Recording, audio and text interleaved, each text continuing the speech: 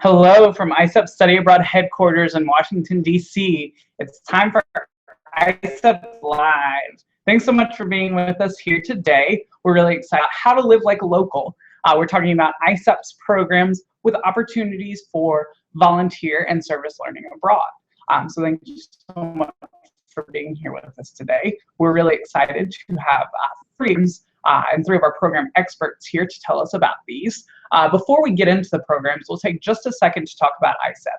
What is ISEP? How does it work? From there, we'll be talking about Universidad, Nacional.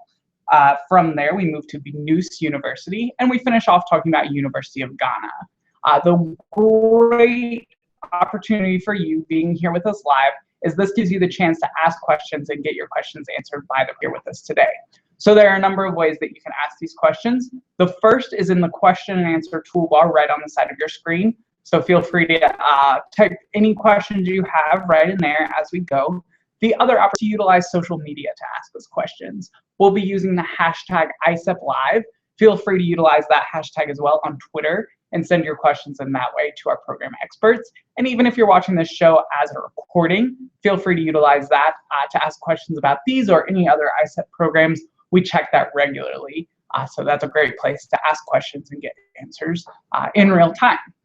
So before we get into the programs we're going to be talking about today, let's take just a second to talk about ISEP. ISEP is a network of over 300 universities worldwide, and with this network, we facilitate two types of programs. The first is an ISEP exchange. On ISEP exchange, you pay your tuition, housing, and meals directly back to your home institution. A student from another institution abroad pays those same fees back to their home university, and you exchange one-to-one. The other program opportunity we offer is ISEP Direct. With ISEP Direct, you pay all of your fees directly to ISEP, and we facilitate the logistics of your programs from there. So as our program experts discuss our three programs today, they'll give you an idea of what the distinction between those two programs looks like. So without any further ado, let's get started with our first program. We have Linda, who is our Director of Iberian and Latin American Programs here to talk to us about our program in Costa Rica. Thanks for being here, Linda. Well, thank you for this opportunity and thank you today, and welcome to the Costa Rica GEP. One of the things I want to talk about is all the opportunities you have when you go to Costa Rica. It's a beautiful country. You're going to be able to visit incredible beaches, tropical rainforests like you've never seen before. There are also these incredible national parks. I would like to add here that almost 45% of Costa Rica voted and reserved for national parks. There is quite a culture of ecology and conservation of natural resources. Of course, included in this, then, you will be able to visit cloud forests and volcanoes. Some of these volcanoes are still active, and you are going to have the chance of seeing some smoke and ash still coming out of them. It's incredible when the sun sets to see this against the horizon. When you're in Costa Rica, you're going to be staying, there's just going to be one of you per host family, and they are going to welcome you as a member of not only their immediate family, but of their extended family as well. You're also going opportunity to take part in cultural workshops, and these include such exciting things as learning how to cook the daily food that you're going to be eating in Costa Rica. You're also going to have the opportunity to be able to learn how to salsa dance. One of the most exciting things about the GEP program are volunteer and service learning opportunities. You're going to have either at the end or in the middle of your semester, the end when it's the summer program, to be able to take part in an 8-day off-site community activity. You're going to go to the southern tip of Costa Rica, almost on the border with Panama. You are going to be in the Parque de la Amistad, the park. There, you're going to take part in organic farming. You'll even have the chance to be able to pick coffee beans and see how they're dried, among the many activities you're going to be able to take part in. As far as the academics at Universidad Nacional are concerned, you're going to be able to take regular courses with locals that are going to include such courses or fields of study as marine biology, education, social sciences, fine arts, health, sports science, but these are just a few of the many courses that you're going to be able to take. You do have to have 4 semesters of university level Spanish to be able to take the courses with the local students. Also, to be able to take the regular Spanish Costa Rican culture, which is included in ISEP benefits during the semester. If you think you need a little more help, there is a tutoring program which allows you one-on-one with very qualified professors that will help you get into the local use of the language. This is given, but for an additional fee. You can also join activities that will help you with the Spanish language and learn about the culture as the Language Exchange Club. This means that you're going to be paired with a Costa Rican student, and you're going to practice your languages, English on one side, Spanish on the other. This is also going to give you the opportunity to become friends with local students, and it also provides you with the chance for after-school activities, like going out with them to nightclubs, and during the weekend to beaches, concerts, and things like that. Now, our summer 2015, fall 2015, and full year 2015-16 all have an ISEP direct deadline of May 1st, 2015. Just in case you can't get your application in by the deadline, let us know and we may be able to squeeze you in a day or two later. All of these programs include health insurance, a homestay like I mentioned before. You're going to have housing and meals. You're going to have on-site support. What does on-site support mean? This means that there's going to be a resident director on site. Her name is Evelina. She's Costa Rican, and she's been with the program for 10 years. So a very experienced person that you will be able to go to at any time, and that will help you, orient you, and introduce you to the culture. Also included in all these programs are day-long excursions. The summer program fee is $3,750. The fall 2015 fee is $9,950, while the full year fee is $18,950. Thank you so much for this opportunity to talk to you about Costa Rica. Pura vida.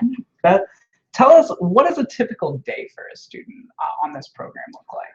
A typical day, well, you'll get up. If you don't set your alarm clock, your host mom will be knocking on your bedroom door and making sure that you're up for your classes. If you get up early enough, you'll probably have breakfast with the whole family. Then you'll either walk or take a short bus ride, about 10 minutes, to the campus. Be prepared and be in shape. The campus is on several levels. You're going to be going up and down quite a few flights of steps as you go from one building to the next. You'll have classes in the morning. Usually classes are offered once a week. You'll be taking these classes with local students. If you're staying on campus for the whole day, your host mom is going to be preparing lunch for you that you can take with you. You will have then maybe another class in the afternoon. Remember that the academic system in Costa Rica is built on group activities. So either in the morning or the afternoon, in addition to classes, you will be meeting with your group, which is usually local students, to start preparing for the projects that you have to turn in as a team. Then in the afternoon, you'll either meet up with other students, or you'll be going back to your host family, once again, either walking or on the bus, and you will have supper with the whole host family. And then everybody will probably sit down afterwards on the living room couch to watch their favorite TV show. People in Latin America do tend to do this in the evening as a whole family. Wow. You talked about the global engagement program. Tell us more about that. What does that look like? What can students expect out of that program? Well, the global engagement program, as its name conveys, provides you with the opportunity to be able to connect directly with the community and work with them. You're not going to be working for them, you're going to be working with them towards common goals. This includes volunteer opportunities. All you do is ask the resident director, Evelina, as I mentioned before, what your interest is, and she will set up something during the semester. You can pick the number of hours you want to be involved. Then, of course, we have this 8-day community service activity that is off-site, that is also part. Everything is included. Your transportation there, you will be staying with a rural host family, which is a great opportunity to be able to contrast what a host family is like in a city setting like Heredia and what a host family is like in a rural setting. Okay. Well, tell us, what's something that Americans might not expect about Costa Rican culture? Okay, one of the things you get is people are very friendly. And when I say friendly, I mean physically friendly. People hug, they kiss each other on the cheek. Please don't. At the beginning, it may seem a little strange, but then you'll start doing it yourself, okay? And it'll become second nature to it. Another thing that you will find with your host moms are very involved in their children's lives, no matter how old they are. So if your host mom asks you where you're going and at what time you'll be back, don't think that she's trying to be nosy or trying to control what you do. She is genuinely interested in what you are doing and where you're going to be. For instance, if you can't be home for supper, be sure to tell your host mom. Great. Well, as a reminder, questions for Linda, feel free to include them in the question and answer toolbar or tweet at us using the hashtag ISEP Live. Linda will be around for just a few more minutes so we can answer some questions at the end. Before we do that, though, it is time to talk about our next program. We have Annie, who is our program officer for the Middle East, Oceania, and South Asia, here to talk to us about BINUS University. Thanks for being here, Annie. Thanks, Chris. So I'm going to talk about BINUS University, which is in Jakarta. Indonesia, if you don't know already, is an archipelago comprised of thousands of islands in Southeast Asia. And Jakarta is located on the island of Java.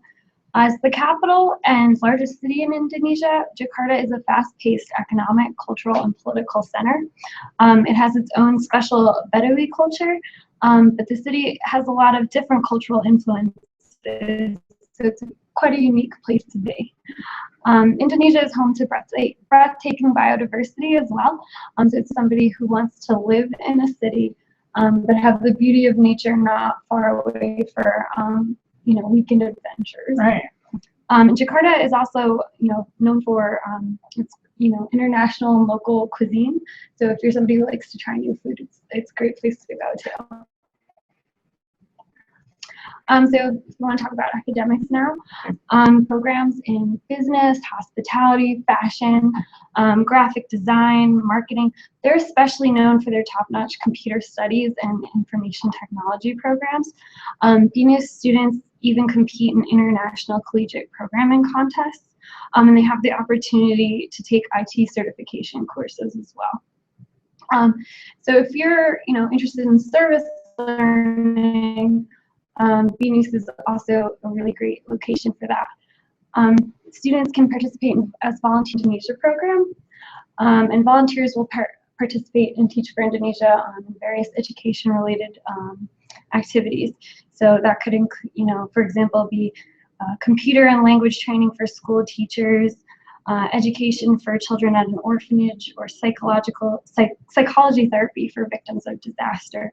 Also, from time to time, the university's links with NGOs give students the opportunity to serve in their community service activities. So, for example, you could be a translator for a neighborhood medical project. It's a great opportunity in the community. So if you're looking for a service learning experience and education is close to your heart, something you're really interested in, Teach for Indonesia is a great program at BINUS University. So we still have exchange. If students would like to go next fall, we still have exchange-based, which is not true for a lot of our programs. So you can still go on exchange. But we also have the direct program available, and that deadline is May 15th for both the fall and the full year. And if you want to go next spring, our exchange deadline will be September 1st, and our direct deadline will be November 15th. So that's BINUS University. Yeah, tell us more about housing. What can students expect in terms? So at BINUS, students will live in BINUS Square, which is an off-campus residence hall, and it's actually a lot like a hotel, but it's only for BINUS students and guests. But there's a lobby, there's a pool, there's a rec center, there's a cafeteria, lounges to hang out and mingle with students. So it's kind of like a hotel, but it's just for BINUS students. There's campus that are free of cost, and direct students will have their own rooms, single rooms, but exchange students will share rooms. Great. What about how can students make friends with locals on this program? Are there any opportunities? Definitely, BINUS has an iBuddy program. So iBuddy stands for International Buddy. So you'll be paired with a local student who will show you around campus, just teach you about the academics of BINUS, but also just life in Indonesia. When I studied abroad, I had a language exchange partner, which is sort of similar, and I can recommend this personally because I am still great friends with my language exchange partner. So it's a great way to meet people. Great. So what about what might students be able to take on there? Sure. So in Indonesia, in Jakarta, you're at the perfect hub to get to the rest of Southeast Asia. So, that's Thailand, Malaysia, Singapore, the Philippines. You'll be able to get to all those places easily. And the island of Bali is also part of Indonesia. So you're just a stone's throw away from beaches, mountains. Bali is known as the island of the gods, so it has to be really nice. So you definitely have a great opportunity to travel and experience a lot of different Asian cultures. So much for telling us all about it, Annie. Again, if you have more questions for Annie, she will be around for just a few more minutes. Feel free to send them in using the question and answer toolbar, or if you're watching the show as a recording, tweet at us using the hashtag ISEPLive. We do have one more program to talk about. We have our program officer for Africa, Lindsay, is here to tell us more about our program in Ghana. Thanks for being here, Lindsay. Yeah, thanks, Chris. I'm really excited to talk University of Ghana. Like our program in Costa Rica, it is our other global engagement program. And the great thing about our global engagement programs is that they offer on-site support from a coordinator that deals solely with ISEP students. We offer the volunteer opportunities, and community engagement opportunities, and internships, and we have excursions that are included in your ISEP benefits as well. The University of Ghana is our oldest program in Africa. It became a partner in 1996. And we have an on-site coordinator there named Teresa, who's been working with ISEP for quite a while. She has a lot of great experience.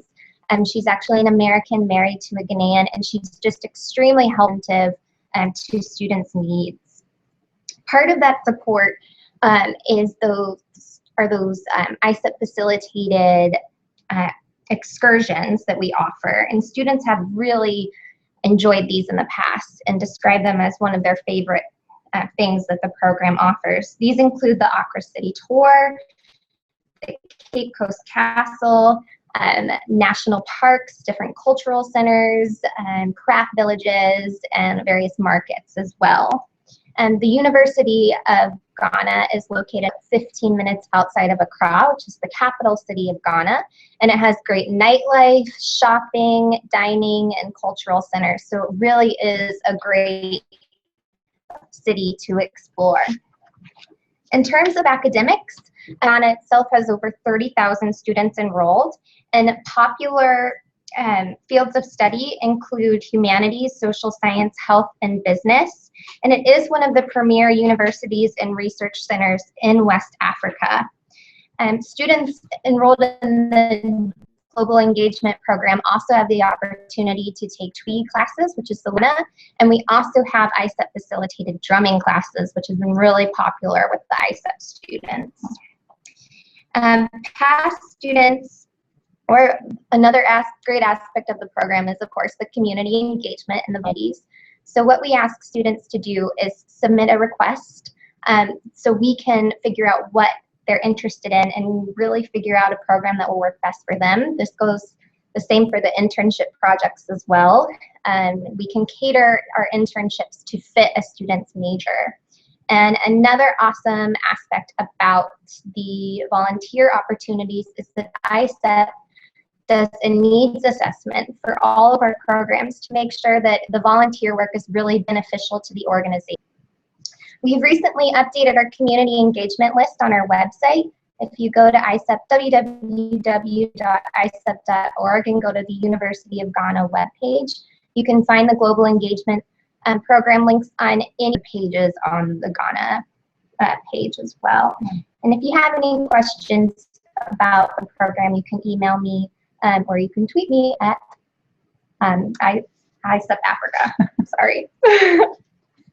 Tell us about the costs and deadlines. What does that look like? Yeah, the deadline for the Ghana program is May 15th, but we have been able to keep it open in the past. So we're going to keep it open until filled this semester as well. And as you can see, the fees for the program they're all under 11K for a semester program. So it is one of our more affordable programs in the ISEP Direct Network. Also, keeping in mind the deadline, although we are keeping enrollment open, just note that it does take some time to secure your student visas. So you will want to give yourself enough time, at least 2 or 3 months before departure, to get your applications submitted. Great.